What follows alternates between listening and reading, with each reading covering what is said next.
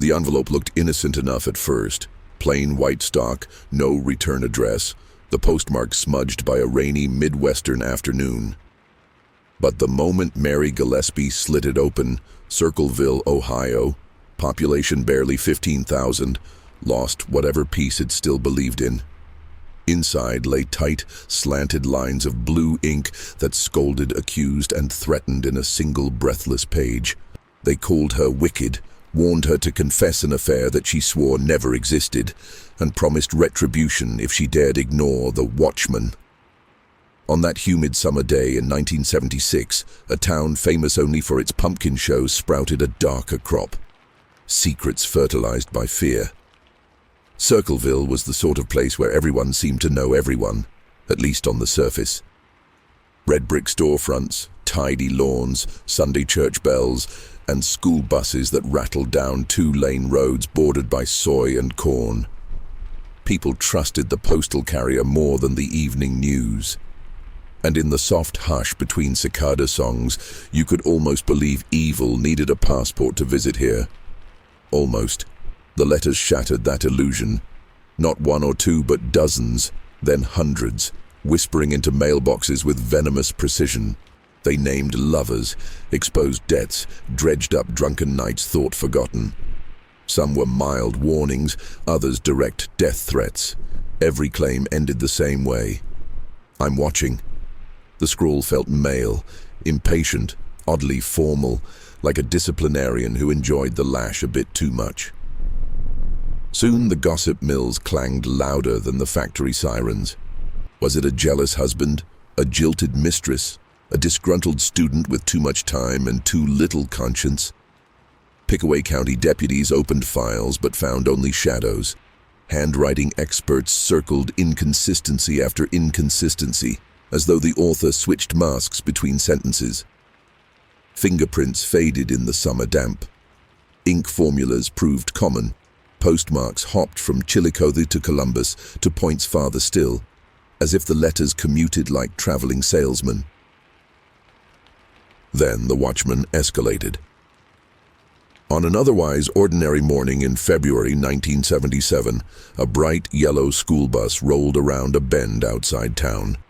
Its driver, Mary Gillespie herself, noticed a crude cardboard sign leering from a fence post. Printed in thick marker was an accusation so vile she slammed the brakes, stepped out, and tore it down before the children could read. What she didn't see, until much later, was the .25 caliber pistol rigged behind the sign, wired to fire if she pulled the message the wrong way. By grace or luck, she yanked the safe staple first, sparing 30 lives and marking Circleville forever. An arrest would eventually come, but justice would not.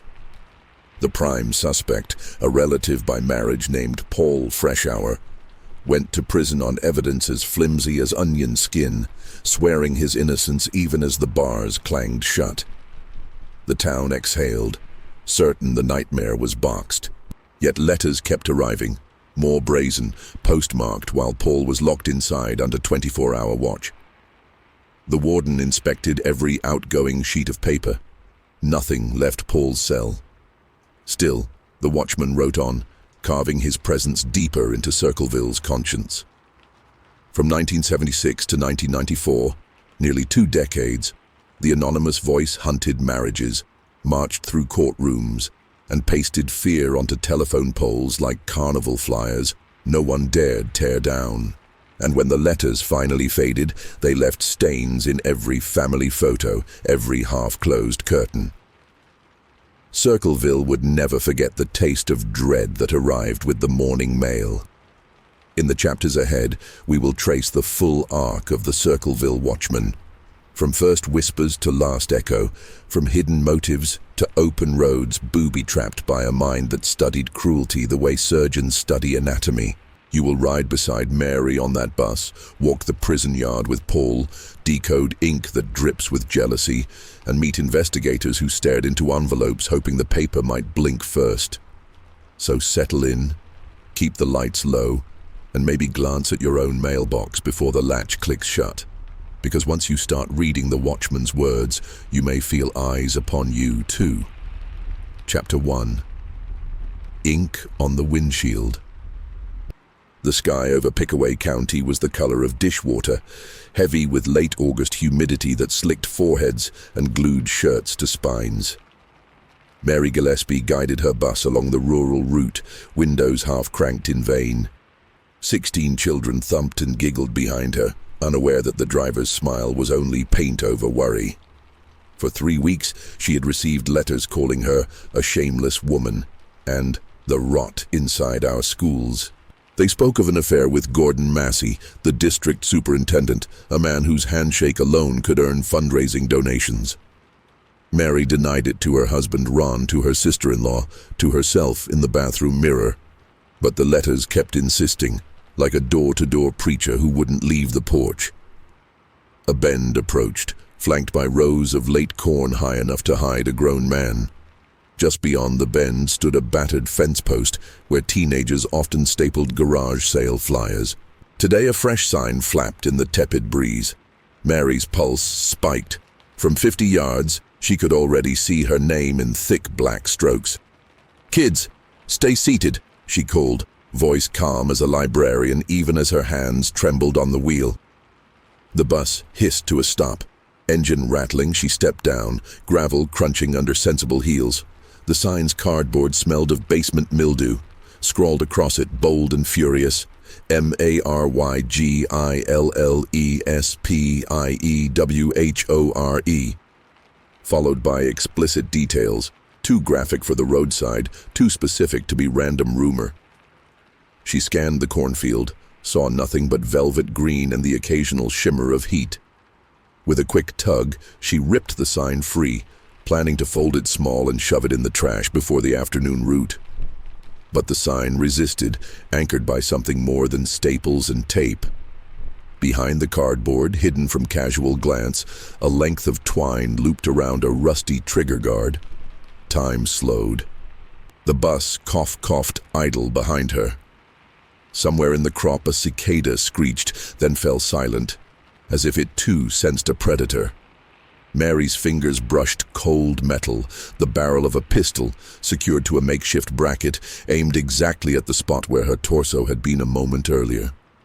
Only because she had pulled the correct staple first did the twine remain slack. One wrong tug, and the weapon would have fired through the sign, through her, and perhaps through the front windshield, where a 7-year-old girl named Emily sat daydreaming about the school play. Mary staggered back, bile rising. She wanted to scream but feared panicking the children. Instead, she marched to the bus door, voice iron flat, and ordered everyone to slide to the floor. "It's a safety drill, kids, just like we practiced." Tiny knees thumped vinyl as she radioed dispatch, words tumbling, gun, trap, sign, letters. Within minutes, sheriff's cruisers bounced down the dusty lane, lights swirling carnival red and blue against cornstalks. Deputy Gene Smith photographed the contraption, careful not to smudge prints. The pistol's serial number was filed off. Its owner, therefore, would remain as faceless as the Watchman's handwriting. But the deputy found one clue the letter writer hadn't planned on. The gun's barrel had been packed with small wads of brass shavings, unique to a welding shop south of town. Only a handful of men worked there. One of them was Paul Freshour, Mary's brother-in-law, Ron's own co-worker at the Anheuser-Busch plant. Back at the Gillespie house that evening, Ron paced across cheap linoleum, anger boiling over fear.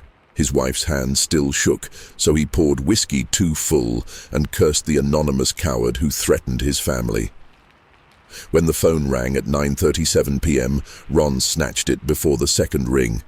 A voice, low, distorted, coated in what sounded like mechanical buzzing, said, "You should have listened." Click. Dial tone. Ron slammed the receiver, grabbed his .22 rifle, and told Mary he was going to talk to that bastard. She begged him to stay. The kids were asleep down the hall, but the truck was already roaring in the gravel drive.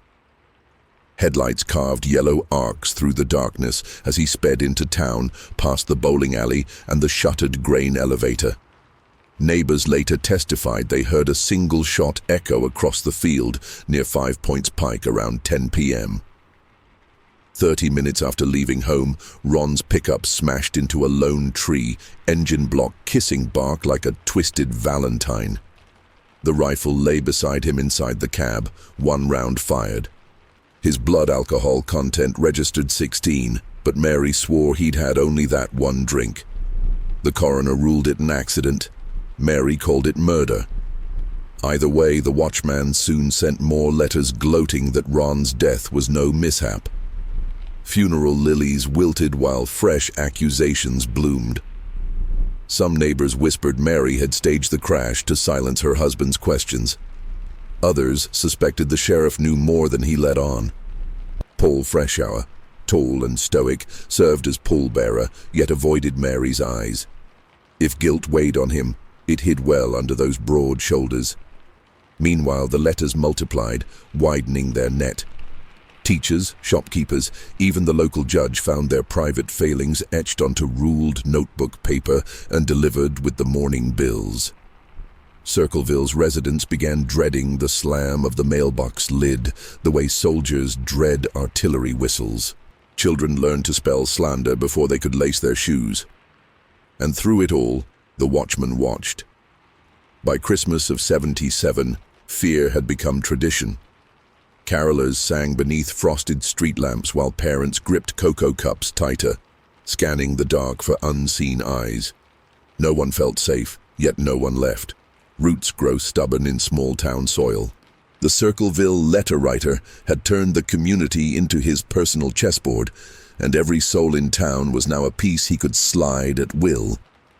In the next chapter, we follow Detective David Stone, an outsider with more curiosity than caution, as he dissects the pen strokes that bled ink and terror in equal measure. But before we open that file, pause and imagine opening your own mailbox tomorrow morning, fingertips brushing paper that already knows your darkest hour. Would you read on? Circleville had no choice. Chapter 2. Signatures in invisible ink. Detective David Stone arrived in Circleville 2 weeks after Ron Gillespie's funeral, stepping out of an unmarked sedan that still smelled of county-issue vinyl and stale coffee. Stone was lean, the kind of lean forged by long days chasing paper trails and longer nights jogging city blocks to clear his head. His badge read Pickaway County, but his eyes belonged to Chicago. Gray, restless, trained to skim a scene the way bats skim dusk for gnats. He'd volunteered for the assignment after hearing radio chatter about letters that killed without touching their victims. Men in squad rooms love a riddle, and Stone loved them more than most. The sheriff, Dwight Radcliffe, greeted him with a handshake firm enough to register doubt. Circleville wanted this interloper to solve its mystery, yet disliked the implication it couldn't police itself.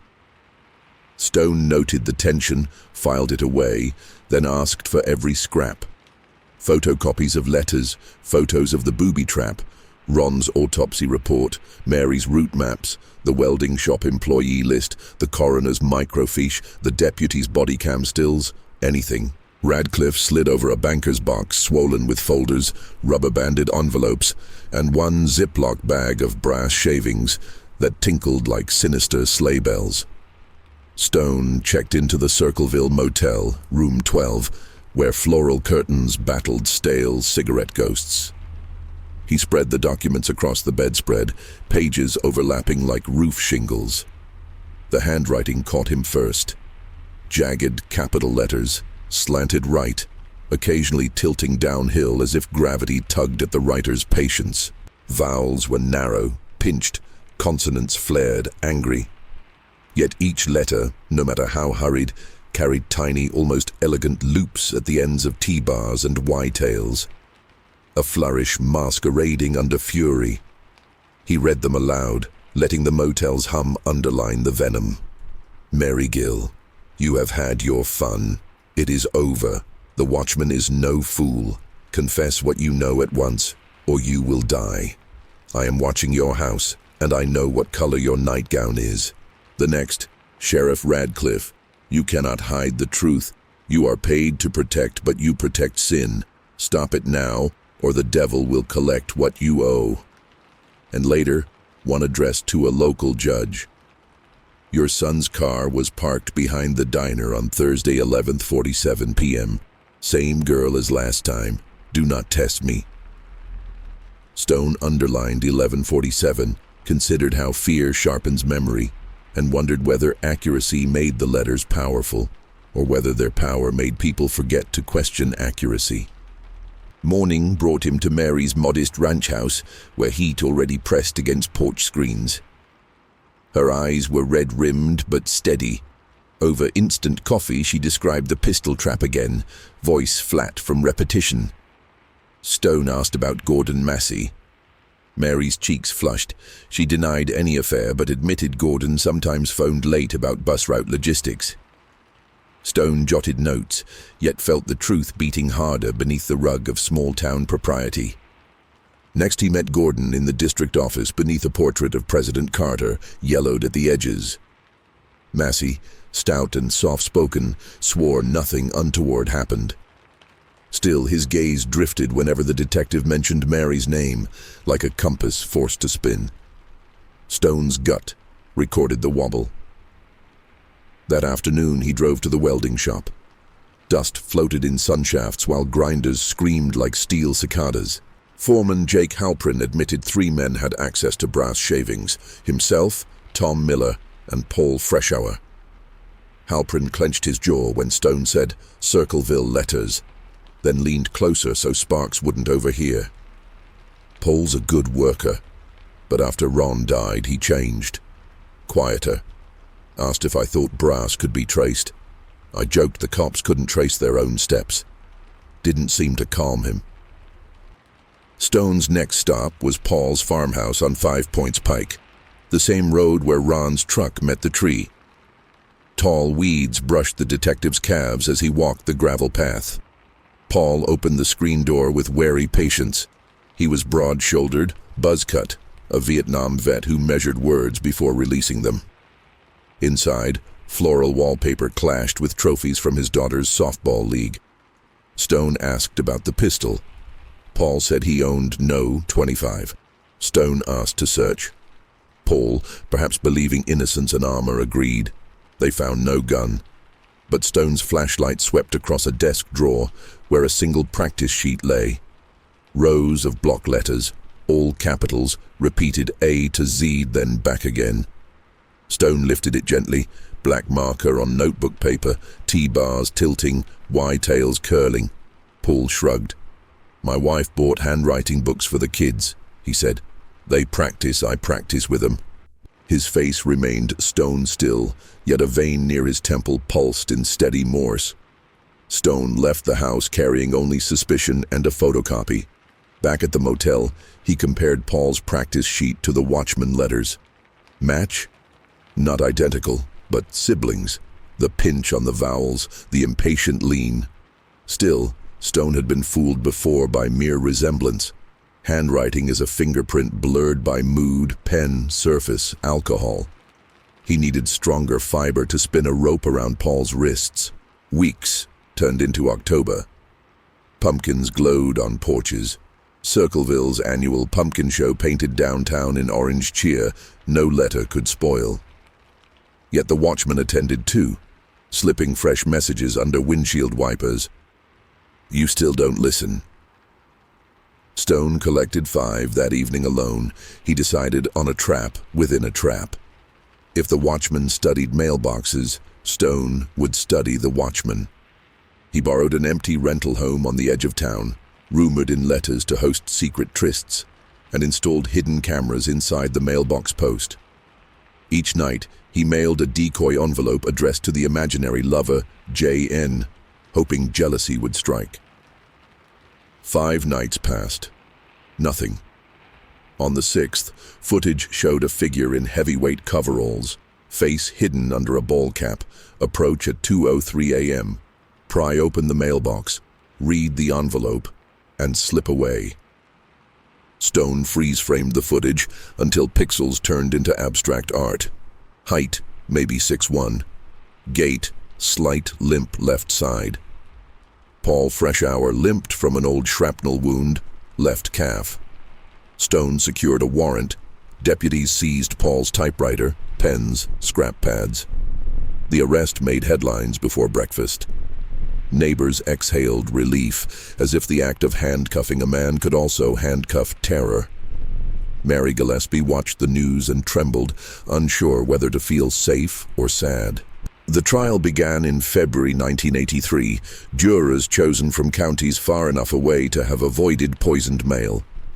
Prosecutor Thomas Sprague presented the mailbox footage, the handwriting analysis, the brass shaving link, and Paul's alleged motive. He resented Mary, believed she ruined Ron, hated Gordon Massey, and sought to punish them all.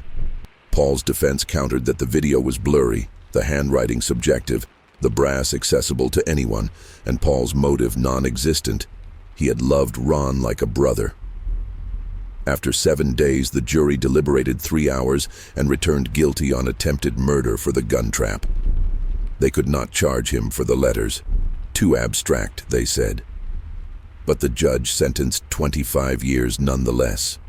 Stone attended sentencing with a knot in his gut. A solved case should taste sweet. This tasted like copper pennies and doubt. Paul, wrists cuffed, stared at the detective as bailiffs led him away. Lips parted just enough to murmur, "You got the wrong man." Stone almost wished the words were angrier. Calm denial unsettles more than rage. Paul entered Lima State Penitentiary under strict male surveillance. Every envelope he licked was inspected, copied, archived. He wrote to his children, his pastor, distant cousins, but not one poisonous line emerged. Circleville slept easier until, on the 4th month of Paul's incarceration, the Watchman returned with fresh venom. "Dear Sheriff, did you really think you nailed me? Ha ha, I am still here. You are sleeping soon, I will ink your dreams red." The letter was postmarked Columbus, stamped the same day Paul sat in a solitary confinement cell 30 miles away. Stone drove to the prison, heart pounding with vindication and dread. He met Warden Leonard James, who produced logs proving Paul never touched outbound mail unsupervised. Stone asked to question Paul, and the warden obliged. In the interview room, Paul wore pale blue scrubs and a half smile like a man watching dominoes tumble in slow motion. Stone slid the new letter across the table. Paul read it once, twice, then looked up. "Detective," he said, "your case just wrote its own appeal." Outside, dusk bled into razor-thin clouds. Stone stood by the prison fence, listening to locked gates clang, and felt the ground shift beneath the tidy narrative he'd built. If Paul was innocent, the Watchman had orchestrated an almost perfect frame-up. If Paul was guilty, he'd conjured letters from behind concrete and steel, bending reality to his will. Either possibility meant Circleville's nightmare had only changed costumes. Back in town, Mary came home to find another envelope tucked under her doormat. The ink smelled fresh. Her hands quivered as she unfolded it. "Welcome home, Mary. I am still watching your house. I have seen the tears you cried for Ron. They taste sweet. Tell the truth or I will taste blood again." She collapsed against the doorframe, tears smearing inked words into dark rivers. It was 1983, 7 years since the first warning, and the Watchman's grip felt tighter than ever. Detective Stone sat in his motel room that night, letters spread like tarot cards, wondering which fate the town had drawn. He realized he could spend a lifetime mapping motives, jealousy, revenge, twisted justice, and still miss the pulse behind the pen. Some people don't write to expose sin. They write because fear is symphony, and every trembling hand on an envelope is applause. Stone opened his pocket notebook and wrote one line. Follow the ink, not the pen. Tomorrow he would meet a linguistics professor, dissect sentence rhythms, parse slang for hometown tells. Tomorrow he'd drive to Columbus, where the latest letter was postmarked, interview postal clerks, trace the purchase of blue envelopes. Tomorrow. But tonight he listened to the motel ice machine groan and pictured invisible eyes pressed to every window in Circleville, ready to blink ink whenever the town dared breathe easy. Chapter 3. Echoes on the postmark. The linguistics professor's office smelled of old chalk and printer toner, sharp, almost chemical, yet the shelves drooped under dog-eared Calvin and Hobbes collections. Dr. Elaine Porter greeted Detective Stone with ink-smudged fingers, proof she still annotated papers by hand. She skimmed 3 Watchman letters, eyes darting, lips murmuring silent arithmetic. Then she said, "Your writer likes balance." Stone frowned. "Balance? Count the words per line," she replied. "He hovers between 8 and 12 in early letters, dips to 6 when taunting, stretches to 14 when enraged. It's like he's conducting a symphony, slowing, quickening, but always on tempo." She flipped to one addressed to the local judge's wife. "See this triad of verbs, judge, cower, confess, each in imperative, each capped. He's sermonizing. Maybe someone raised on pulpit thunder." Stone noted, possible church background. Porter continued, "And regionalisms. He uses pop for soda, crick for creek, needs washed instead of needs to be washed. Classic South Central Ohio dialect, radius maybe 50 miles. Your Watchman is a homegrown Vine detective, not an outsider." Stone left with recordings of vowel shifts and fricative counts swirling in his skull. Back in his sedan, he realized Circleville's suspect list hadn't narrowed. It had telescoped outward until every porch rocker creaked under suspicion. That evening, Mary Gillespie pulled into her driveway to find reporter Michelle Lane waiting, camera crew idling at the curb. Circleville's shadows turned longer when taped for prime time. Lane's microphone glittered like bait. Mary almost turned back to the safety of headlights, but curiosity pinned her. Lane offered reassurances, blurred faces, changed names, anything for a quote. Mary answered 3 questions, voice trembling yet firm.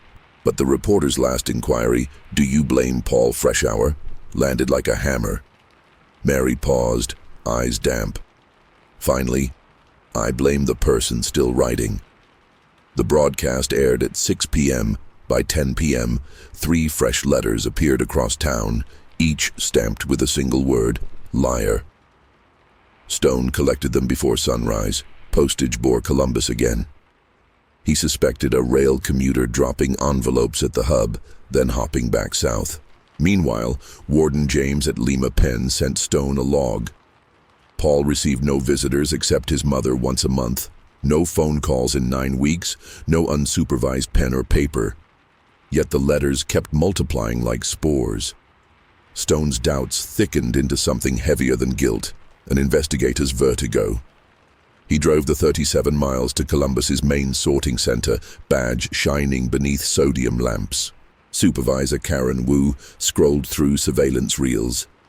Endless conveyors of white rectangles, postal clerks a blur of neon vests. At timestamp 04:17 a.m. Tuesday, a man in hoodie and ball cap shoved a stack of blue envelopes into the chute, face hidden by lowered brim. Height again 6'1", slight limp. Stone's pulse drummed, but the gait leaned right this time, not left. 2 limps, or deliberate disguise? He printed stills anyway. Back in Circleville, rumors sprouted like dandelions through sidewalk cracks. One theory crowned Mary herself the architect, sympathy, insurance, a fair smokescreen. Another fingered Sheriff Radcliffe, needing drama to expand his budget. A third whispered about a reclusive novelist researching small-town hysteria. Stone felt the case fracturing into myth faster than he could weld facts. Late October. A harvest moon bruised purple behind thin clouds, tinting soybean fields with spilled wine. Stone cruised the county roads, windows down, hoping to breathe whatever air the Watchman breathed. Near Route 56, he spotted fresh poster boards stapled to a telephone pole. Black letters screamed, "We see your false truth, detective." Stone braked, heart in throat. Any sign could mask a weapon. He approached sideways, flashlight jittering. This time the sign was clean. No wires, no metal, only words. But at its base lay a dead crow, wings spread, throat slit. Pinned to its claw, a strip of notebook paper reading, "This is your silence." Stone bagged the bird, photographed the poster, prints useless after rain. Emotion, however, was data. The Watchman now watched Stone personally. He returned to the motel to find envelope number 312 slid under his door. No stamp, hand-delivered. Inside, "Stone, you walk in circles like your town's name. Closer, closer, but never the center." The gun was a warning shot. "Next time the bullet flies." Sweat prickled his neck. He scanned the parking lot. Nobody. Even the ice machine kept hush. Next morning he convened a hush-hush meeting with Dr. Porter, Sheriff Radcliffe, and Postal Inspector George Albright. Stone laid out trends. Columbus postmarks timed with southbound trains. Limp alternations suggesting staged disguises. Letters targeting those who spoke to press. Albright added a bombshell. 3 letters bore microscopic fibers of cedar sawdust, a grade used exclusively at Champion Wood Mill, 15 miles north. Employees list, 14. Stone's eyes slowed on one name, William Billy Freshour, Paul's cousin. Height, 6'1". Vietnam vet? No. Limp, right knee surgery 5 years prior. Stone's pulse thumped. Had Paul orchestrated from prison through family? Or had Billy framed Paul to settle some old county fair rivalry no one remembered? Layers upon layers, fear, compost turning rumors into mushrooms. They drove to Billy's farmhouse near Kingston. Roosters scattered as cruisers rolled in. Billy, sandy-bearded, answered wearing grease-stained jeans, expression swinging from confusion to defiant calm when warrants surfaced.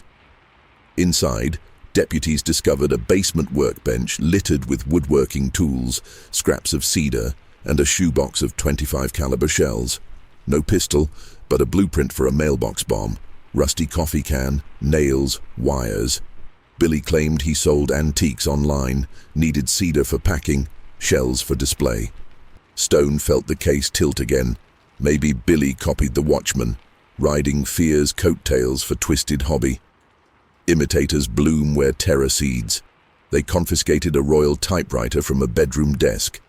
Ribbon spools were new. Letter E's printed faint from misaligned striker. Same faint E in several recent Watchman notes. But forensic certainty would take weeks, maybe months, and Circleville demanded peace yesterday. Halloween approached. Parents debated canceling trick-or-treat. Radio DJs joked the Watchman would hand out arsenic caramels. Stone feared jokes have power. Rumor writes its own letters inside nervous brains. At dawn on October 31st, Mary woke to a metallic clank against her porch. She stepped outside to find a jack-o'-lantern carved with a single toothless grin, candle gutted out. Inside its hollow sat Polaroids of her grandchildren asleep in their beds, photos clearly taken through windows. A note wedged between them. Nice costumes. Mary dialed Stone before the scream fully formed. Stone examined the photos under magnifier. Grain suggested a cheap instant camera, focus soft, flash reflection in glass panes. Angles indicated someone stood in flower beds less than 6 feet from the house. Footprints still imprinted dew. The boot tread, a double chevron style, sold at Champion Wood Mill's employee store. Billy Freshour was arrested that afternoon on harassment and trespass. Circleville crowds gathered outside the jail, convinced the chapter closed. But as if mocking the celebration, 5 more letters arrived next morning, each postmarked Wheeling, West Virginia, 150 miles east, time frame overlapping Billy's arrest processing. Stone felt his chest hollow. He'd been chasing echoes. The original voice never stopped singing. In Lima Pen, Paul Freshour watched evening news coverage of his cousin's arrest on the communal television. Inmates argued over channels. Paul stared unblinking. A guard reported he whispered, "It's never enough." Whether that meant guilt or pity, no one knew. Stone slept little those nights, nightmares of postcards fluttering like bats in a dark attic. He began marking a map, string from mailbox to victim, color-coded by accusation type, adultery red, corruption blue, intimidation black. Lines wove a spiderweb, center indistinct, but Stone noticed a curious emptiness. One rural crossroads untouched by any letter, Pleasant Hill Road and Carter's Lane. A forgotten pocket of quiet in a town riddled by noise. Stone wondered if sometimes the best hiding place is the one never mentioned. He resolved to drive there at dawn. Before sunrise, he parked under a sycamore whose branches scribbled the sky. Dirt road, abandoned grain silo, dilapidated trailer with curtains drawn. No lights, no car in drive, but a faint glow pulsed behind a rear window. Television snow? Stone crept closer. Wind rattled shed tin, sounding like distant typewriter clacks. He raised his flashlight. Beam pierced grimy glass. A corkboard filled an entire wall, crowded with newspaper clippings, driver license photos, hand-drawn maps. At its center, encircled in red yarn, was Mary Gillespie's yearbook portrait. Stone's breath fogged the pain. He radioed dispatch for backup, voice thin. But before sirens echoed, a figure inside darted from bathroom door, unplugged the lamp, plunging everything into black. Stone's heart jackhammered. He dashed to the trailer door. It yawned open, hinges screeching protest. Musty darkness swallowed him. Floorboards groaned. He swept the light, kitchen empty, living room walls plastered with payphone receipts, Greyhound schedules, train station brochures. In the bedroom closet hung uniforms, maintenance overalls for Ohio Southern Railroad, janitorial shirts for Pickaway County Hospital, a Brinks courier jacket, costumes for anonymity. Under the bed, a typewriter case, dustless. He unclipped the latches. Empty. In the bathroom sink, water still dripped. A razor lay beside a clump of shaved beard hairs. Stone's gaze darted to mirror, written in fog, 3 words, "Missed me again." Under that, a fingerprint smeared into grin shape. Footsteps pounded outside, deputies arriving. Stone exhaled, realization cold. The watchman abandoned this nest minutes earlier, perhaps hearing tires on gravel. But the corkboard, the uniforms, proof the writer lived itinerant, shedding identities like envelopes. Backup secured the perimeter. Tracking dogs sniffed fields until daybreak, catching nothing but the stale scent of cedar and gasoline. Sheriff Radcliffe, surveying the scene, muttered, "Devil's Hole." Stone said nothing, scanning pinned receipts. One fuel stub from a station in Wheeling, dated the night Billy was arrested. Another from Columbus Depot the morning envelopes dropped. The watchman traveled in circles around Circleville, orbiting misery, untouchable. Media frenzy reignited. Dr. Porter compared the sync message handwriting, fog and fingertip to the letters. Same slanted capitals, but the gestures quicker, freer, like a signature without audience. Stone theorized the watchman wrote for 2 decades because exposure thrilled him more than killing. Letters were stage lights, Circleville the theater. But why Mary first? Why keep returning to her doorstep after so many years? Stone realized he'd never truly asked Mary about her past beyond the alleged affair. Was there an earlier seed? Childhood slight? Forgotten rumor? The watchman nursed into revenge. He scheduled another interview. Mary welcomed him into a living room smelling of lavender cleaner and old panic. Stone kept questions gentle. High school rivals, jilted suitors, former students. Mary mentioned one boy, Buddy Kirk, who rode her bus in '68, teased for stutter, dropped out sophomore year, vanished into Army, then drifted back occasionally for odd jobs.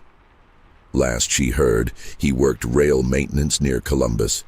Stone's skin prickled.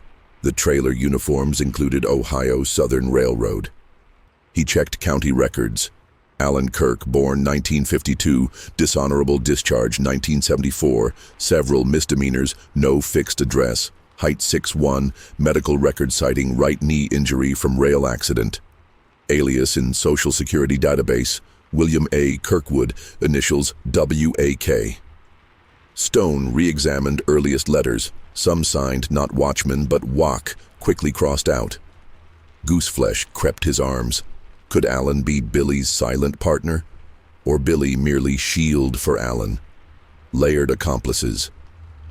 Stone mapped Alan's last known paycheck. It came from Champion Woodmill, paid under alias William Kirkwood until April 1983, 2 months before the jack-o'-lantern incident. Alan had slipped through every sieve by mutating. New names, new limps, new routes. Stone filed an emergency trace through state DMV. A 1972 tan Dodge Dart registered to Kirkwood, flagged crossing into Kentucky the morning after the trailer raid. Direction: south. Destination: unknown. Circleville slept poorly as headlines roared, "Letter writer on the run." Yet even as sirens chased horizon, another envelope arrived on Mary's pillow, placed while she showered. "Runners tire, writers rest. I am not done. Next chapter is the bloodiest." Stone read it, tasted bile. Postmark: none. Hand delivered again. Mary broke, sobbing into Stone's jacket, saying she no longer feared death, only the endless waiting. Stone drove back to motel at 3 a.m., mind numb. He scrawled in notebook, "The Watchman is an idea wearing many faces. Kill the idea, not just the man." Outside, dawn smeared gray across soybean rows. Chapter 3 of Circleville's saga had ended, but Stone sensed the climax barreling closer, bullets of ink chambered, ready to fire. Chapter 4. Paper cuts and tripwires. The northern wind sharpened as November rolled in, slicing through Circleville like a fresh sheet of paper ready to be folded into threats. Fields once green now crunched brown, their dead husks rattling secrets when the breeze combed across. Detective David Stone felt the season change in his bones. Every chilled sunrise, another reminder the Watchman had survived, yet another month, another arrest, another narrowing circle of law. Sheriff Radcliffe convened an emergency town hall in the high school gym. Bleachers groaned beneath farmers in flannel, factory workers in stained coveralls, Sunday best seniors clutching hymnals like talismans. Stone stood at the podium flanked by blown-up stills of Alan Buddy Kirk Kirkwood. One in army fatigues, one bearded from a 1981 booking photo, one clean-shaven in rail overalls. Each face looked carved from the same uneasy granite. "We believe this man is responsible for the latest wave of letters," Stone announced, voice amplified by a squealing PA. Murmurs rippled, but disbelief anchored some heads. The Watchman had become myth, and myths rarely fit inside a single human shape.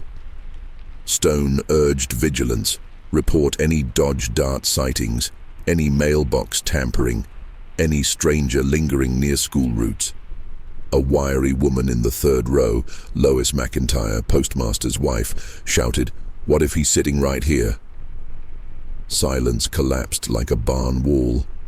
Stone met her eyes and answered, "Then he knows we're done being quiet." When the meeting adjourned, Mary Gillespie lingered near the exit, hands white-knuckled on her purse strap. Stone offered to escort her home, but she declined. Fear, she said, had already stolen enough normalcy. She would drive herself, windows down, gospel radio humming. Stone watched taillights merge into night, then returned to headquarters where Postal Inspector George Albright waited with a discovery.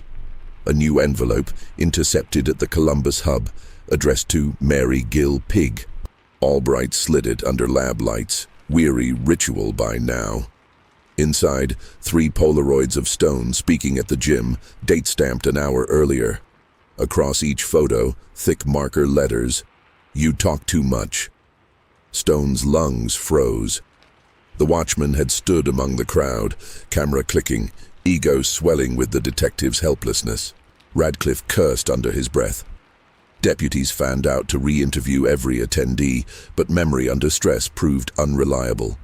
Half the town wore ball caps, half limped from decades of farm labor. One teen claimed a man smelled of cedar and oil. Another insisted he heard a rail worker brag about righting wrongs. No camera footage. Budget cuts had mothballed the school's security system. That night, Stone spread the Polaroids across his motel desk, scribbling notes between coffee rings. If the watchman taunted in real time, surveillance methods must evolve. He phoned Dr. Elaine Porter, asking if language could lure a confession. Porter proposed a Trojan horse. Publish an open letter to the watchman in the county paper, layered with linguistic bait only the original author would recognize. Certain misspellings, archaic scripture cadence, inside jokes about Circleville's 1957 flood. The hope: provoke a response revealing knowledge no copycat possessed. Radcliffe greenlit the plan. Next morning, the Circleville Herald ran a front-page editorial penned by Stone under headline, "To the writer who calls himself Watchman, let's talk truth." It challenged pride. Your precision slipped. Your rhythm limps worse than your leg. And dangled an offer. Meet at the old railway water tower on Pleasant Hill Road midnight Friday, one-on-one. No police, to tell your story before fear erases it. Porter had salted the prose with subtle triggers, phrases from the earliest 1976 letters known only to law enforcement. Mary, reading at her kitchen table, felt her stomach twist. Stone assured her by phone she'd be under silent watch. Still, she taped curtains tight and slept with the TV flickering like an anxious heartbeat. Friday dusk draped a bruised sky over Circleville. Stone parked an unmarked van 300 yards from the rust-rotted water tower. Audio technician and 2 SWAT marksmen crouched inside, parabolic mics aimed. He wore a wire, though Porter warned conversation would evaporate the moment the watchman sensed recording. Stone accepted the risk. Paranoia already pulled the strings. Best let it dance. 11:57 p.m. Frost, silvered switchgrass, moon, a thin grin. Stone leaned against the tower ladder, breath swirling. At 12:03 a figure emerged from the tree line. Tall, trenchcoat brushing boot tops, ball cap pulled low. Gait, right side drag. Stone's pulse hammered. "You came," Stone said, palms open. The figure halted 10 paces away, head tilted like a watchful crow.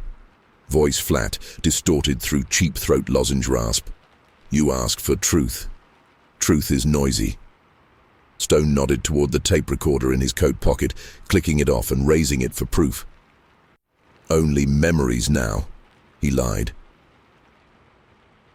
The figure stepped closer. Moonlight revealed coarse stubble, not the trimmed beard of Alan's last mugshot. Could still be Alan, changed by time. Stone resisted the urge to glance toward the surveillance van. Trust had to feel real. "Why Mary?" Stone asked, tone gentle. The watchman's breath fogged. "She drove the bus." She laughed when Buddy stuttered. Buddy, Alan's nickname. Stone's heart sank under the weight of playground cruelty metastasized into decades of terror. "She ruined the only day I spoke without a stutter," the watchman continued. "Kids cheered. She mocked, laughed like crows pick bone.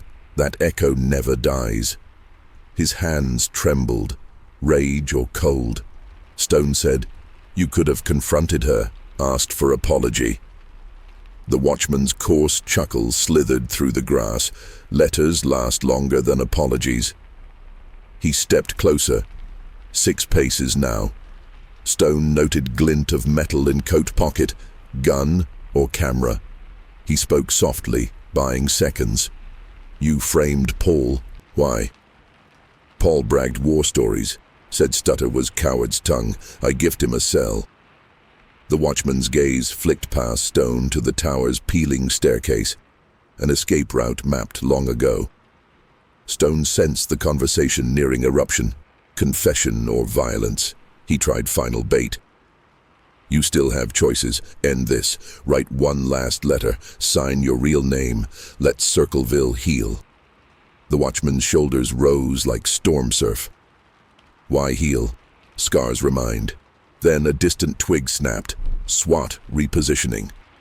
The Watchman whipped his head, eyes flashing. Trap sprung. Stone lunged just as the figure spun, coat flaring. Metal flashed. Camera, not gun, but beneath the lens the other hand clutched a small revolver. SWAT lights blazed, orders barked. In a split heartbeat, the Watchman fired upward, shattering the tower's rusted rung to startle, not kill. He pivoted toward the woods. Stone tackled, momentum driving both into frost-hardened dirt. Gun skidded, camera cracked, but the Watchman writhed with unexpected strength, elbow crunching Stone's ribs, breaking free. He dashed for the tree line as SWAT sprinted.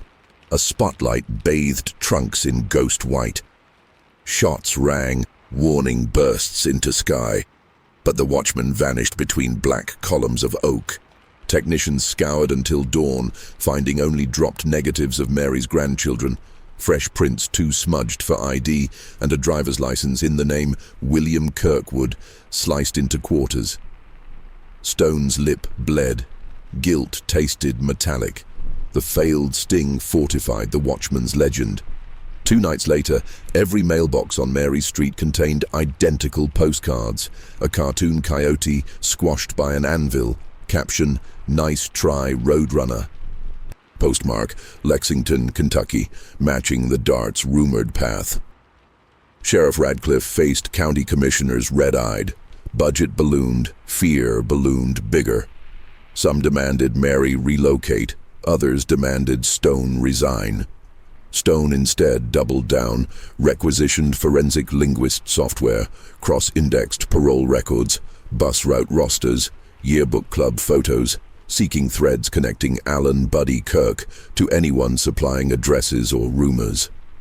One link emerged. Maureen Westfall, a retired bus aide now living in Chillicothe, who decades earlier disciplined Buddy for flicking spitballs. She had recently received a single letter. "I didn't forget." Postcard stock identical to Mary's coyote note. Stone interviewed Maureen. Frail hands pushed teacup, voice quivered, recalling Buddy's fixation on humiliation. She remembered Mary laughing that day, yes, but also 3 boys joining. Kevin Sharp among them. Kevin now served as assistant manager at Circleville's rail depot. Stone visited Kevin, who admitted seeing Buddy occasionally. He bums rides on freight southbound. Kevin once let him crash in the depot's break room. Buddy spoke of a masterpiece, ink loud enough to quake glass. Kevin saw diagrams, pipe bombs disguised as shoeshine kits, road sign guns refined. Kevin dismissed them as drunk bragging, until now. He described Buddy's newest alias, Tim Carlson, wearing Brink's courier jacket, sometimes UPS brown, blending as delivery ghost. Stone's skin prickled, uniforms from the trailer. Kevin added one critical detail. Buddy favored a cheap motel chain, Sunway Lodge, because rooms had mail slots indoors, perfect for lettercraft. Sunway Lodge dotted highways like breadcrumbs between Ohio and Kentucky. Stone compiled guest records. Alias Carlson checked out of the Lexington branch 2 days prior, paid cash, driving tan Dart. Next logical route west toward Cincinnati, then North Loop. Stone alerted state troopers. Thanksgiving week. Circleville's sky wept sleet. Turkey aromas failed to thaw tension. Mary planned quiet dinner. Windows bolted. Stone posted an undercover cruiser down the block. At 2:14 a.m., an officer Ramirez radioed. Tan Dart sighted idling near Mary's mailbox, driver wearing UPS cap. Stone, asleep at headquarters couch, jolted awake, raced sirens off to avoid spooking quarry. Ramirez followed at stealth distance. The Dart drifted toward abandoned Orchard Road. Same path Ron once drove to death. Stone and backup pinned the Dart between cruisers. lights erupting red-blue strobe among skeletal apple trees. The driver exited slowly, hands raised, young man trembling. License read Todd Mills, age 23, record clean. In passenger seat, parcels labeled holiday delivery. Inside each, stacks of pre-addressed stamped letters, handwriting eerily similar to Watchman's, but penned with shaky inexperience. Todd confessed Buddy offered cash to drop letters in Circleville, claimed they were prank flyers. Todd delivered one earlier. Ramirez retrieved Mary's new envelope. Count your blessings, I count your breaths. Stone's stomach knotted. Buddy outsourced distribution now, spider spinning larger web. Todd described Buddy's last meeting point, a storage locker outside Washington Courthouse. Paid cash, unit number 17. Stone obtained warrant, stormed the facility at dawn. Inside locker, card table, typewriter with faint E, piles of Circleville maps, Polaroid film boxes, cedar shavings on concrete. But no Buddy, only a taped cassette labeled "Play Me David." Stone slid it into evidence player. Buddy's voice crackled through static, reciting nursery rhyme cadence. Detective David reads my lines, follows footsteps, counts the signs. 8 chapters tell a pumpkin tale, but heroes die before finale. Tick-tock, tick-tock, which mailbox meets the clock? Then maniacal laughter dissolving into tape hiss. Stone ejected cassette, fingers trembling. He felt chapters merging toward climax. Buddy scripted life as novel. Stone forced to read each page. December's first snow-masked roads like blank stationery awaiting ink. Circleville kids built snowmen. Parents eyed mailboxes buried at the curb, fearful of what froze inside. Stone visited Paul Freshour in prison one final time. Paul's hair grayed, eyes held storm calm. Stone played the rhyme. Paul listened, sighed. "That's Buddy," he said quietly.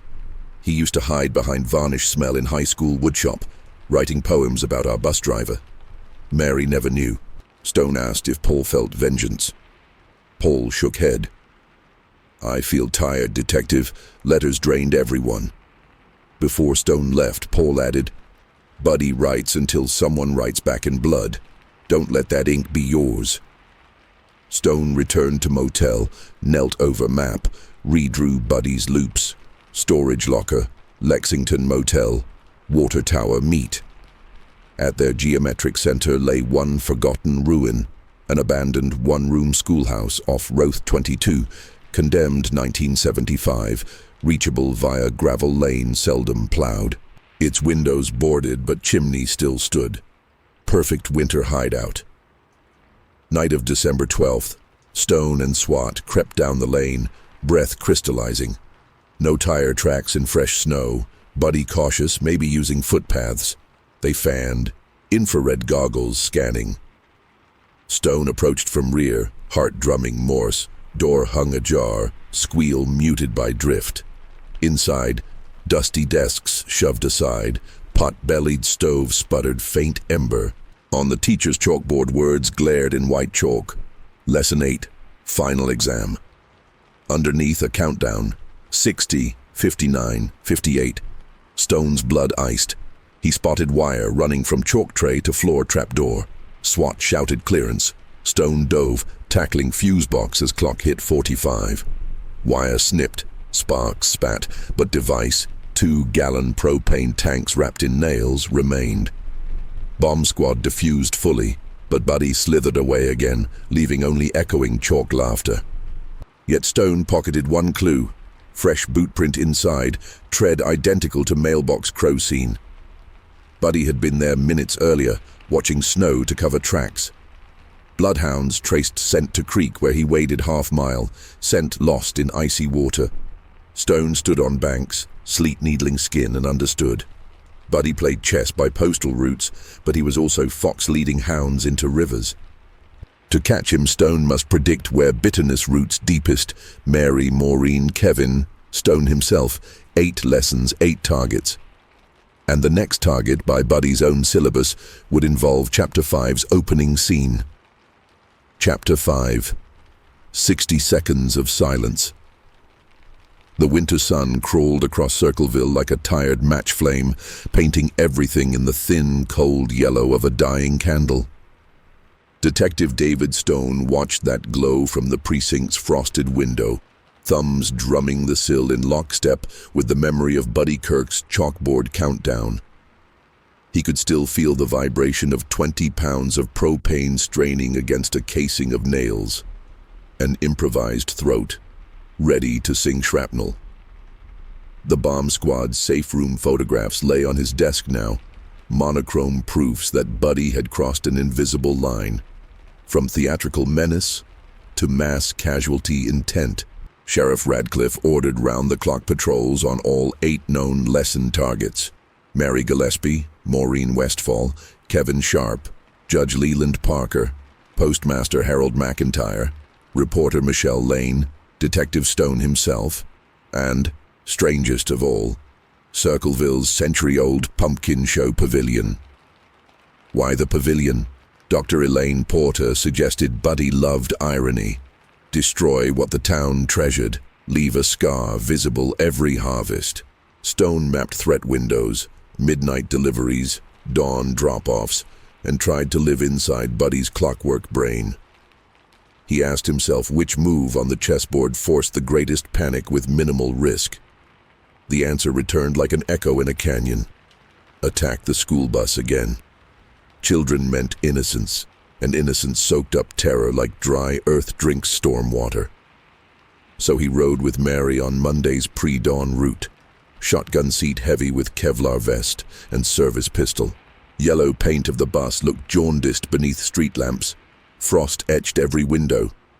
Mary gripped the wheel, knuckles pale. "I used to like mornings," she whispered. Stone offered a thin smile. Sometimes presence is the only prayer you can hand someone. 12 minutes in, as they rounded the same bend where the first gun trap once lurked, Stone's gaze snagged on fresh cardboard stapled to a fence post. Bold letters shouted, "Lesson 5 begins." Stone barked for Mary to keep rolling. He leapt from the open door, boots crunching gravel. A thin wire snaked behind the cardboard. He traced it to a paint can packed with nails and shotgun shells. Not propane this time, but black powder. Fuse coiled around a mechanical kitchen timer set to 60 seconds. Except the timer wasn't ticking. Stone's stomach fell. Too easy. He flipped the can. Underneath lay a small metal box with red digital display frozen on 60. An LED winked to life as he touched it. Motion sensor. The counter lurched. 59, 58. Adrenaline detonated in Stone's veins. He bellowed at the children to duck low, then hurled the device into the drainage ditch beyond the ditch, diving after. At 11, the bomb swallowed itself in a flame-dull thud. Mud geysering. Shrapnel clanged useless against culvert steel instead of bus metal. Stone's ears rang. Mary sobbed behind the wheel, murmuring thanks between choked breaths. Sirens converged, deputies stringing caution tape while Stone sifted bomb fragments for signature tells, cedar splinters again, residue of finish from Champion wood mill packaging crates. Buddy's message was burnt into Stone's marrow. The clock is always running. Defuse one bomb, 30 more seconds start somewhere else. That night, Stone convened a war room in the high school library. Maps, schedules, threat grids pinned between Go Tigers pennants. They cycled through hundreds of rail freight manifests, Buddy's likely travel avenues.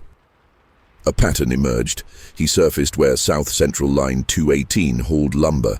The rail cars originated in Chillicothe, branched to Lexington, looped back north on alternating Tuesdays. Today. Stone requested State Patrol aerial surveillance. The rail authority granted GPS ping access on the locomotive's transponder. Line 218 would pass the Circleville depot at 02:10 Tuesday morning. Cargo of cedar boards stacked open air, security nil. An idea clawed up from Stone's exhaustion. Flip the script. Plant a trap on Buddy's commuter artery. He obtained a dummy crate the size of an ice chest. lined it with a pressure sensor alarm and a die pack like banks use for robbers. Inside, a handwritten note in Elaine Porter's carefully forged Watchman style. Time to grade your own tests. If Buddy cracked that crate mid-ride, a burst of neon ink would coat him. Unmistakable mark. At 01:45, Stone and two rail marshals clambered onto the slow-moving 218 under fog that steamed from engine exhaust. They wedged the crate among cedar stacks, then melted into shadow, jumping clear before the train hit town speed. Stone's heart thundered in tempo with the rails. Mary, meanwhile, tried to sleep, but dreams crawled with ticking. She woke near midnight, padding to the kitchen for warm milk. A shape loomed on the porch, a package, brown paper, no address. Her breath trapped. She dialed Stone. A deputy arrived within 5 minutes, EOD gear following. X-ray revealed nothing explosive, only a single VHS tape labeled Lesson 5 Homework. Stone instructed they play it at headquarters. The footage opened with static, then Buddy's masked face backlit by swinging light bulb, voice modulated deeper. Mary, class is nearly over. When the bell rings, you will know what I felt in 1968. Camera panned to a row of alarm clocks, all set to 02.10. Stone's blood iced. 02.10. The train. Buddy predicted the trap or orchestrated another. He radioed State Patrol. Line 218 now approaching the North Trestle over Deer Creek. Any personnel riding roof? The dispatcher asked. Negative, Stone answered, scanning monitors. Then the dispatcher's voice crackled. We lost transponder ping. Train unsignaled past sensor. Stone's intuition screamed. He grabbed cruiser keys, sirens slicing icy night, racing the tracks. Deputies flanked, headlights strobing rails. At the trestle they found D-rail brackets wrenched onto the track, homemade steel jaws. Stone's trap crate sat shattered against the bridge guardrail. Die pack exploded, neon orange splatter trailing footprints down the embankment. Buddy had leveraged Stone's own ploy. Force investigators to hide evidence while he sabotaged the track. The engineer, seeing obstruction too late, slammed emergency brake. 3 cars jackknifed, but only lumber spilled, no lives lost. Luck again, flirting with massacre. Footprints led into floodplain brush, where deputies later recovered torn UPS cap drenched in orange dye, but no Buddy. He'd vanished, a pumpkin-colored ghost. By dawn, national media satellite vans cluttered Main Street. Pumpkin Town terrorist banners scrolled beneath Anchor's frozen smiles. The governor phoned Radcliffe. The FBI rolled vehicles south from Cleveland. Circleville braced for siege, but Stone felt a different dread. Higher profile meant higher stakes. Buddy might escalate into irreversible carnage for the spotlight. In the 7th grade art room commandeered as command post, Stone stared at chalk outline of Buddy's motivations pinned beside the phrase Porter once uttered. Balance. 8 lessons. 8 targets. 5 attacked or foiled, 3 remained. Judge Parker, reporter Michelle Lane, and the Pumpkin Pavilion. Stone posted agents with each, yet sensed misdirection. Buddy thrived on symmetry but also surprise. If Stone anticipated the pavilion, Buddy could flip the endpoint. He turned to yearbooks again, studying Buddy's adolescent face, eyes wide, almost timid. Next page showed the Circleville Pavilion, site of the 1968 bus stop where kids hurled spitballs at Buddy while Mary laughed. Stone's breath caught. Pavilion wasn't Target 7, it was Origin. Buddy might intend full circle. Detonate Pavilion during the spring planning committee tonight, when Mary and Judge Parker would both attend as honorary guests. 2 birds, 1 letter. Stone sprinted to squad car, radioing Michelle Lane. Cancel your interview with Parker, meet me at the pavilion, don't ask why. Lane agreed, voice quavering. They arrived to find committee members arranging vendor booth diagrams under strings of twinkle lights. Mary set a tray of cupcakes on folding table. Judge Parker checked stage measurements. Stone's eyes swept warily across hay bale stacks, power cords, trash barrels. K9 unit sniffed perimeter, but balked at one vendor crate labeled Pumpkin Show Supplies. Stone pried lid. Inside Cedar Excelsior, beneath that a pressure cooker bristling with nails, timer blinking 60.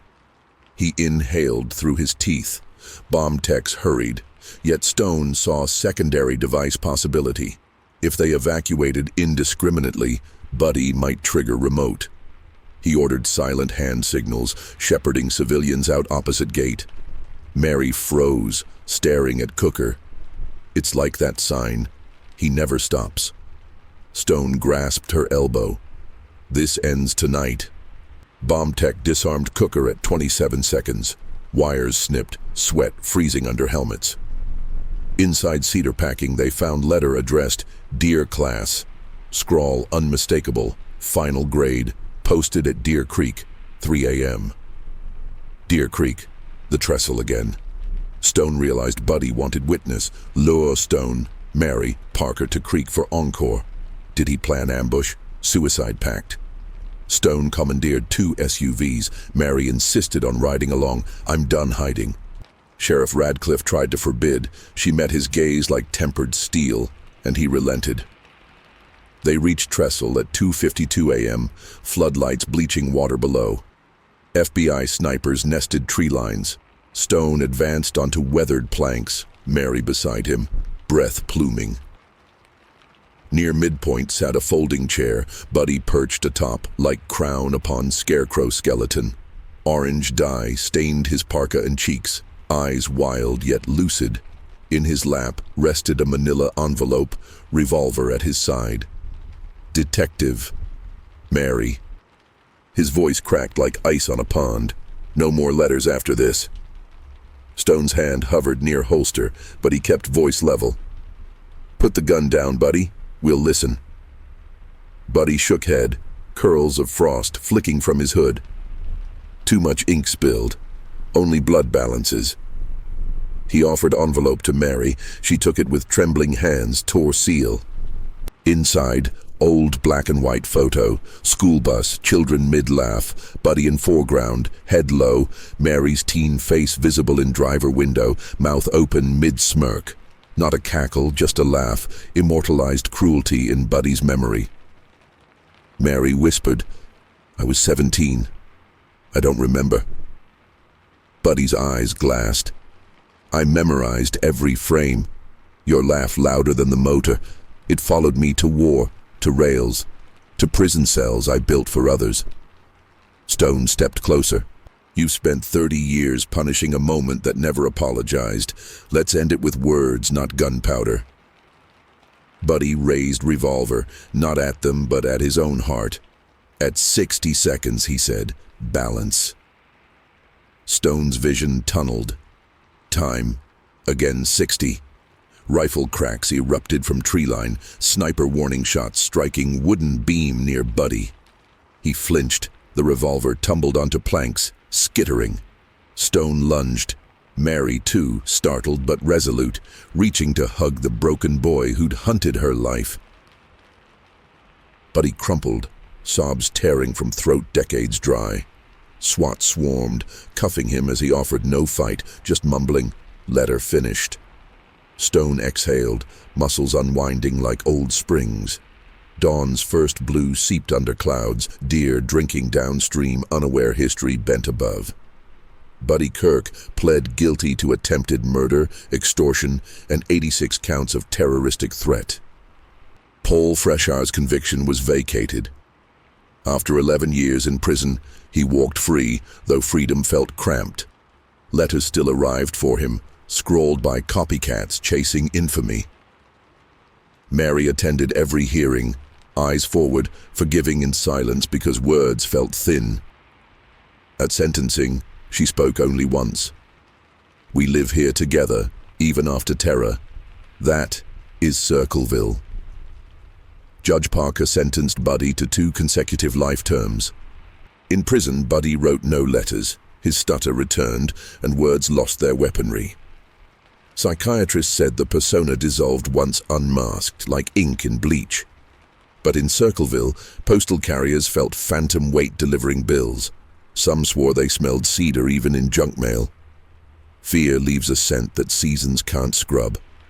Stone transferred back to Chicago months later, though his desk held a souvenir. Buddy's final envelope. Photo inside. Sometimes Stone studied that frozen laughter, reminding himself justice is rarely tidy.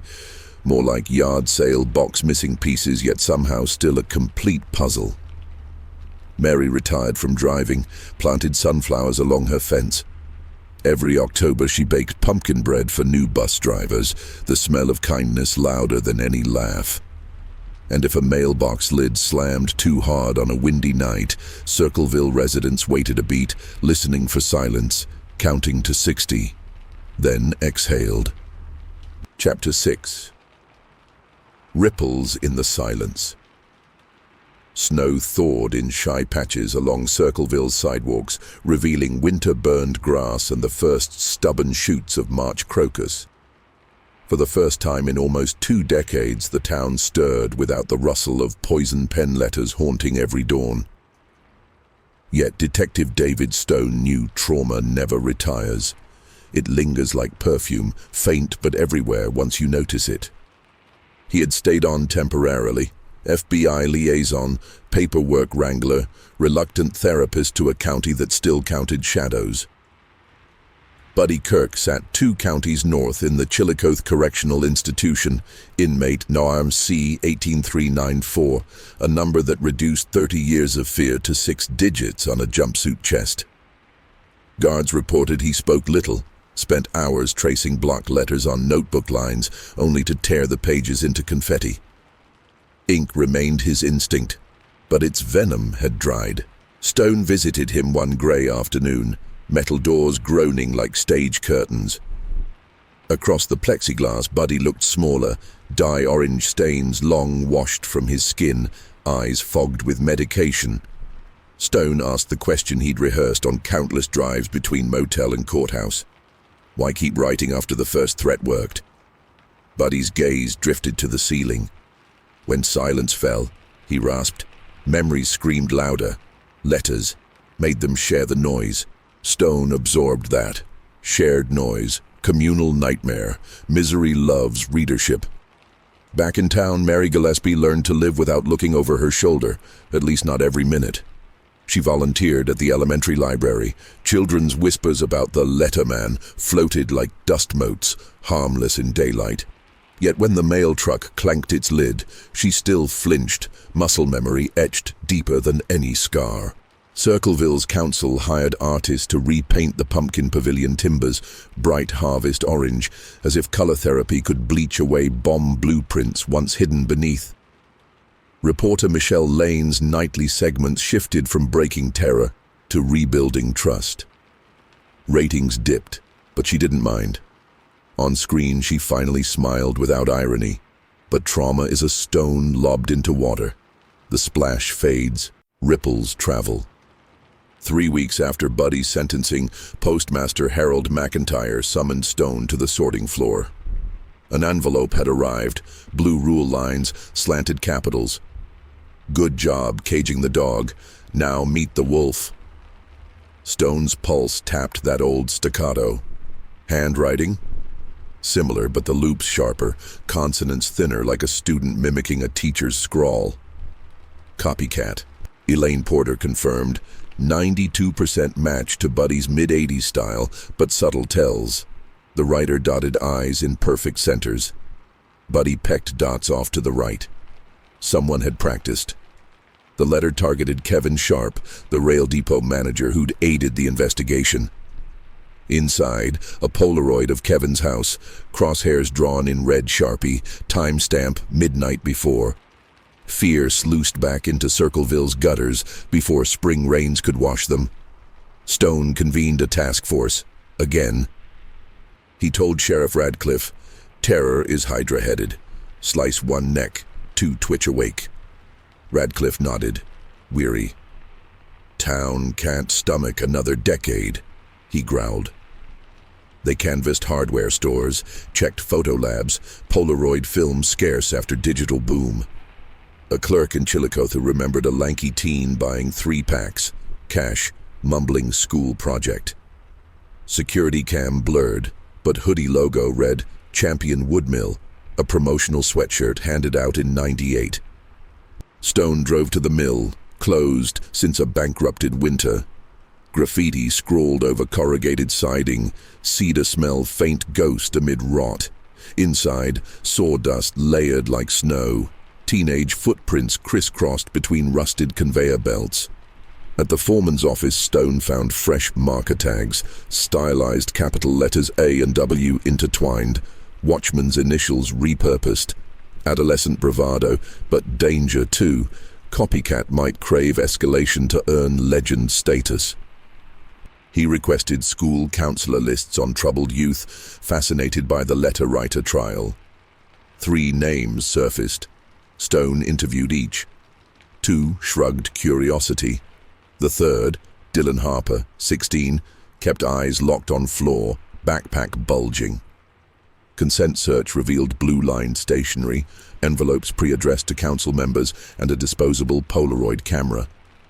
Dylan confessed he wanted to keep the story alive, feared Circleville would forget. He had never met Buddy but idolized mystery, the way some teens worship dark bands. Stone drove home at dawn, sky pearl pink.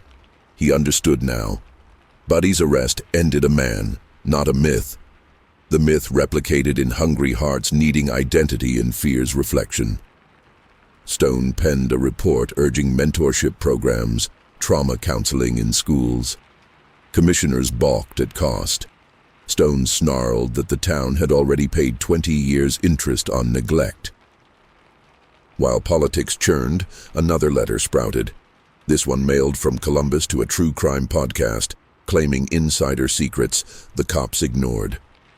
The host tweeted sensational teasers, downloads spiked, and Circleville's scars tore anew under viral scrutiny. Mary's grandchildren found TikTok memes of the Watchman. One asked if Grandma was that bus lady from the murder letters. Mary wept in the pantry where no one could hear. Stone realized copycats fed on attention. Starve them. He called a press conference, flanked by Mary and Kevin. No podium drama, no slides, just plain words. The Circleville Watchman chapter is closed. Anyone continuing threats will receive the full weight of federal prosecution. No broadcast, no name, no limelight, only a cold cell. Reporters pushed for juicy details. Stone repeated the mantra. Within days, podcast dropped the story. Clicks moved on. Threat letters dwindled like campfire embers denied oxygen. April delivered soft rain and the creak of baseball bleachers. Mary sat in outfield grass watching grandkids chase pop flies, laughter high and clear. Stone joined, hands in coat pockets. "Expecting a letter?" She teased, half a smile. "Only scorecards," he replied. Sunset painted horizon pumpkin orange, Circleville's color reclaimed. That evening, Stone packed his motel life into cardboard. 3 ties, 2 badge lanyards, a corkboard of red yarn now slack. Elaine Porter gifted him a fountain pen. "Write stories that heal," she said. Stone laughed. He'd always chased ink that wounded. Time to reverse flow. Before leaving County Line, he stopped at the pavilion. Wood beams fragrant with fresh sealant. Kids hung fairy lights for prom. Bulbs glimmered like timid fireflies. On a post, he noticed a single sticky note, purple, handwriting childish. "Dear Watchman, we're not scared anymore. Go write somewhere else." Stone peeled it off, folded the square, pocketed it beside his badge. Maybe that was balance, not silence, but voices louder than fear. He steered onto Route 23 North, radio humming soul ballads, mailbox silhouettes shrinking in rearview mirror. Somewhere the world still held letters licked with venom, but in Circleville the tide had turned, ripples settling into quiet rings that reflected sky instead of storm clouds.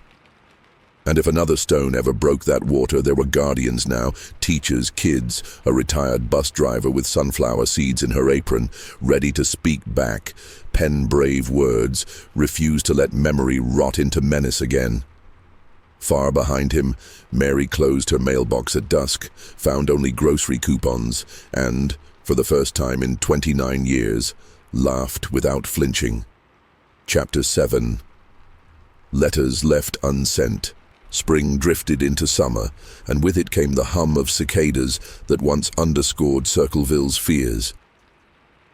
Now their chorus felt more like a hymn of return, a soundtrack to lawns being mowed and porch swings creaking in harmless rhythm. But trauma is a patient archivist. It catalogues every sigh.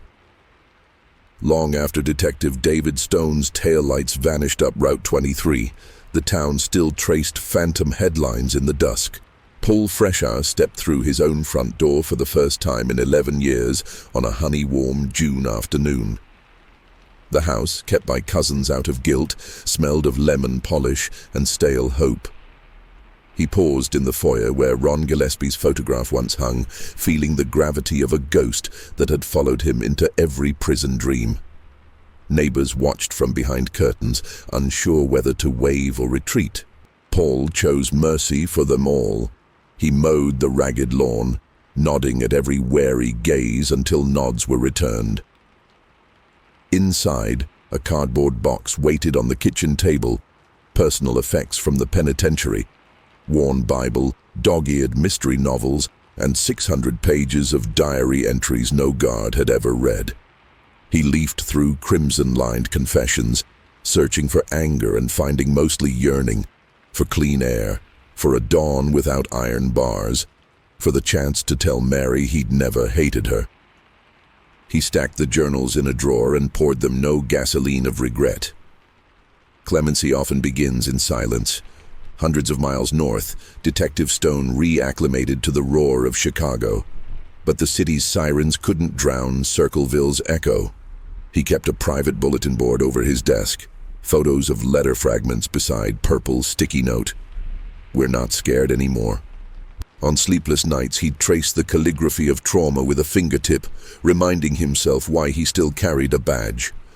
Not to chase monsters, but to mend the breaches they leave behind. When the Bureau reassigned him to a cyber harassment task force, Stone recognized history rhyming. Digital anonymity was the 21st century envelope, and hatred found new fonts overnight. He lectured rookies. Threats are all about audience. You shrink the stage, the actor shrinks too. They nodded, half understanding. Lessons written in someone else's scars often feel theoretical. Back in Circleville, reporter Michelle Lane pitched an idea to her network. A quiet documentary exploring recovery rather than gore. Executives hesitated, tragedy sells, healing doesn't, but she persisted, brandishing testimonials from townsfolk who'd rebuilt trust. The project green-lit under a modest budget, filmmaking crew small enough not to reopen old wounds. First interview, Mary Gillespie on her sunflower porch, hands folded like bookmarks saving peaceful pages. Camera rolling, Michelle asked, "Do you still think about the letters?" Mary's eyes softened. "I think about the space they occupied," she said, "but spaces can be replanted." She gestured at sunflowers tall as lampposts, bobbing in afternoon breeze. Each stalk had grown from seeds her grandchildren scattered during spring break, laughter fertilizing soil once watered by tears. Second interview. Kevin Sharp in depot office, freight schedules now digital, rails gleaming after federal safety grant. He admitted nights when every clank of coupling metal felt like footsteps on his spine. "But fear's a train too," he smiled, tapping desk. "Let it pass, tracks stay." When footage reached editing bay, producers wept, unexpected catharsis inside a genre hungry for crime. Michelle titled the film Letters Left Unsent and premiered it locally beneath pavilion beams newly strung with fairy lights. Crowd modest, but applause thundered all the same. The film streamed online, comment sections unusually calm. Viewers moved by resilience rather than scandal. Copycats lost spectators, their stage lights dimmed. Meanwhile, Buddy Kirk wrestled with a different audience, himself. Mandatory therapy sessions peeled back layers, held together by bile and metaphor. During one breakthrough, he confessed to psychiatrist Dr. Rowan that the letters were a chorus to drown the silence of a single laugh. Rowan asked him to write without anger. Buddy tried, pen hovering like a hummingbird unsure of nectar. He produced 10 lines of apology, tore them up, tried again. By autumn, he'd filled an entire notebook with letters addressed only to whom it may heal. Rowan, thumbing through pages, noted the handwriting softened, angles rounding, vowels widening like open doors. It did not undo blood or bombs, but it suggested a man learning to drop the lash. Prison mailroom policy barred Buddy from sending those letters. Even rehabilitation obeys protocols. Yet the act of writing them rewired neural grooves carved by decades of spite. Ink, once weaponized, now sutured his own psyche. Stitch by imperfect stitch. Paul Freshour, curious about closure, penned a single envelope to Buddy. "I forgave you the day I stepped free. I hope you find a day that frees you too." Warden screened the note, found no threat, delivered it. Buddy read it 3 times, tears smudging the gentler script. He did not reply. Some forgiveness lands like sunrise, acknowledged but too blinding to stare at straight on. As seasons turned, Circleville's pumpkin show committee debated a new attraction. A mailbox sculpture forged from retired rail steel, painted pumpkin orange. Inside would hang small chalkboards where visitors could write anonymous compliments instead of insults. Posy post, the kids called it. Some elders balked at flirting with the town's dark iconography, but Mary argued, "We reclaim symbols, or they reclaim us." The motion passed. Opening night, floodlights bathed the sculpture. Children queued with colored chalk, scrawling "You matter" and "Nice smile and thanks bus drivers." Every dawn, custodians snapped photos, wiped boards clean, invited fresh kindness. Hate mails negative multiplied by 0. Sheriff Radcliffe attended ribbon cutting, hair silver now but eyes still sentinel. He murmured to Stone, visiting for the event, "Never thought we'd hear laughter in that metal echo again." Stone smiled, hands sunk into coat pockets heavy with humble pride. "Letters left unsent," he whispered, title now mantra. Yet one final echo waited. Late October, Mary sifted through utility bills when a singular envelope slipped free. No stamp, no address, left by hand. Heart fluttering, she unfolded the single sheet, expecting relapse. Instead, neat cursive, not buddies, not copycats, read, "You taught us how to drive past fear. Thank you for getting us home. Signed only, a former rider." Mary exhaled a breath she hadn't realized she still held. She pinned the note on her fridge beside crayon drawings, proof that ink could cradle as well as cut. Stone, informed by phone, recorded the incident, but his report closed with a rare sentence. No further action required. Healing in progress. On Halloween Eve, the new mailbox sculpture overflowed with chalk hearts. Fireworks winked overhead, no gunshots hidden in spark. The crowd counted down from 10, laughter trumpeting louder than any bomb. At 0, teenagers released sky lanterns carrying tiny scrolls of hopeful words. They drifted upward, glowing embers against star-salted velvet, letters unsent yet delivered to anyone who bothered to lift their eyes. And across town, in a modest ranch house where sunflowers now drooped under autumn weight, Mary watched the floating lights rise, each one a silent syllable rewriting a legacy. The crocus she once feared to plant had multiplied, unconcerned with mail routes. Life, unlike letters, does not require an envelope to arrive. Chapter 8. Ink that outlives paper. Mid-September, sunlight slanted gold across Circleville's courthouse square, turning brick facades into glowing embers of late afternoon. A farmer's market bustled where, years earlier, heavy cameras once camped hungrily for grief. Detective-turned-author David Stone stood at a modest table stacked with advance copies of Letters Left Unsent, his memoir and study of the case. He wasn't there to sell pages. He was there to give them away, signature-free, because some stories belonged to the towns that survived them. Mary Gillespie shuffled up, sunflower print cane-tapping rhythm on the cobblestones. Her hair, now snow-white, framed a smile soft as worn linen. Stone handed her the first copy.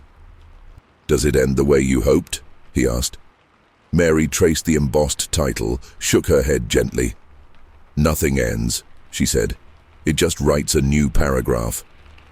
Across the square, a mural unveiled. Children and volunteers painting a giant envelope bursting with butterflies. No return address, just 3 words in flowing script. "Hope lives here."